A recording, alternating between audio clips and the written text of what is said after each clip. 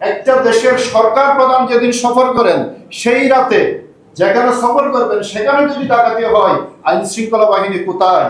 আইন শৃঙ্খলা মন্ত্রী আমাদের আসনের আপনার এমপি মাননীয় স্বরাষ্ট্রমন্ত্রী, তাহার এলাকায় যদি আপনার এই জুন মে মাসে আপনারা দেখেন অনেকগুলো ডাকাতি হয়েছে এবং অনেকগুলো হত্যাকাণ্ড হয়েছে।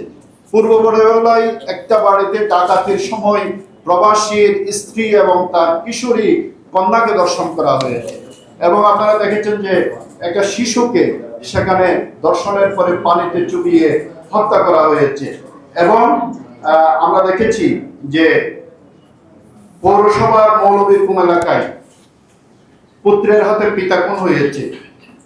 এরপরে গত 26শে জুন পেকুয়ার মকনামায় বৃদ্ধকে কুপিয়ে হত্যা করা হয়েছে এবং বড়তলি মেয়াদি পাড়ায় ডাকাতি হয়েছে।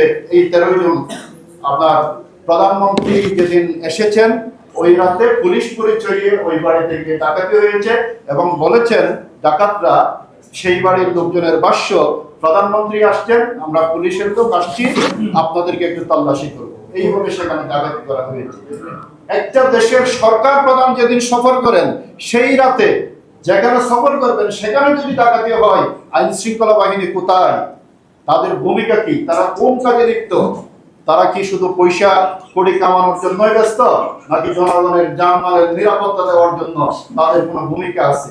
এইটা মানুষ জানতে চায়। এভাবে আপনি দেখবেন যে একজন কারারক্ষীর বাড়িতে ডাকাতি হয়েছে, তারপরে সাবেক কলেজ শিক্ষক আমাদের চকরিয়া কলেজের জনসের বাড়িতে ডাকাতি হয়েছে, লক্কাশ্বরে প্রচুর ডাকাতি হচ্ছে।